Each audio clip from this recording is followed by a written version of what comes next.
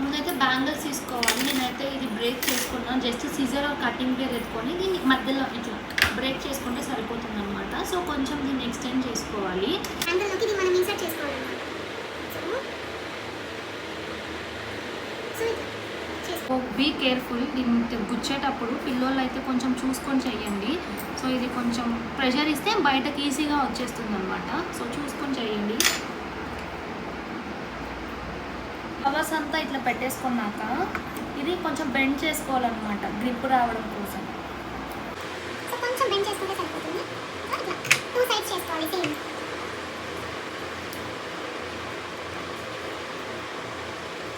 So చూసారు కదా, ఇట్లా డబల్ సైడ్ చేసుకోవాలి.